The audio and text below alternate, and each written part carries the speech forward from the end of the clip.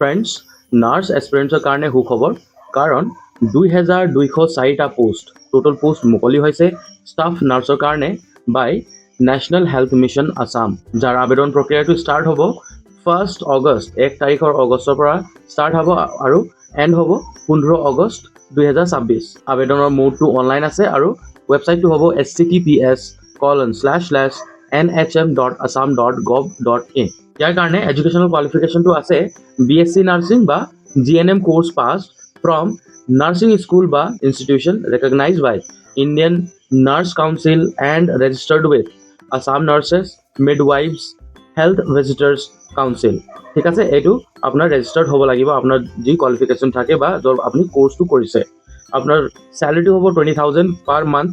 ৰিজাৰ্ভেশ্যনটো আপুনি ইয়াত দেখিবলৈ পাব ST SC hills plains OBC MOBC, তাৰপিছত টি ট্ৰাইবছৰ কাৰণে PWBD আৰু ৱমেন এণ্ড এক্স ছাৰ্ভিচমেনৰ কাৰণে আপুনি ৰিজাৰ্ভেশ্যনটো ইয়াত দেখিবলৈ পাব।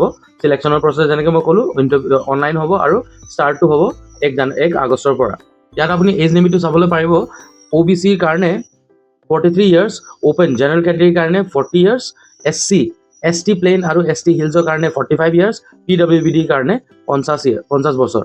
তাৰপিছত ইয়াৰ এজ লিমিটৰ যি কেপটো থাকে সেইটো 1 জানুৱাৰী 2026 থাকিব। ইয়াৰ উপৰি আৰু এটা ভাল কথা হয় যে এপ্লিকেশ্যন ফিটো আপোনাৰ 0, কোনো কেটেগৰীৰ কেণ্ডিডেটছে এপ্লিকেশ্যন ফিটো দিবলৈ নালাগিব।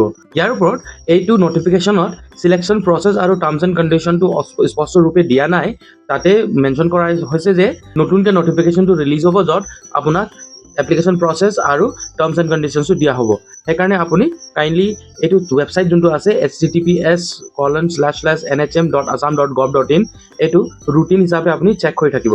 আৰু জ'ন ৱাইজ ডিভিজনটো ইয়াত থাকিব পাৰে, যেনেকৈ Barack valley, central Assam, lower Assam, upper Assam, north Assam, তেনেকুৱা 5টাকৈ বেলেগ বেলেগ জ'ন দিয়া আছে। ইয়াত আপোনাৰ ভেকেঞ্চিজটো ডিষ্ট্ৰিবিউট হ'ব পাৰে, কিন্তু এইটো নটিফিকেশ্যনত এই কথাটো মানে স্পষ্টভাৱে দিয়া নাই। যিহেতু এপ্লিকেশ্যন প্ৰক্ৰিয়াটো 1 আগষ্টৰ পৰা ষ্টাৰ্ট হৈ যাব, আপোনাৰ চিলেকশ্যনৰ প্ৰক্ৰিয়া বা টাৰ্মছ এণ্ড কণ্ডিশ্যন যদি নটিফিকেশ্যনটো নোলায়, তেতিয়ালৈকে আপুনি আপোনাৰ ডকুমেণ্টছটো সাজু কৰি থ'ব। আপোনাৰ BSc নাৰ্ছিং বা GNMৰ ডকুমেণ্টছো থাকিব লাগিব। আপোনাৰ এইজৰ কাৰণে বাৰ্থ চাৰ্টিফিকেট বা ক্লাছ 10ৰ এডমিট কাৰ্ড তেনেধৰণৰ থাকিব লাগিব। সেই গোটেইখিনি সাজু কৰি থ'ব। ইয়াৰ উপৰি আপোনাৰ মনত যিকোনো প্ৰশ্ন থাকে আপুনি কমেণ্ট বক্সত জনাব পাৰিব। এই ভিডিঅ'টো আপোনাৰ কাৰণে হেল্পফুল আছিলে। ইফ নট, আপোনাৰ ইয়াত লাগে যে কোনোবা এজনক এই ভিডিঅ'টোৰ প্ৰয়োজন হ'ব, তেখেতক কাইণ্ডলি ভিডিঅ'টো শ্বেয়াৰ কৰি দিব।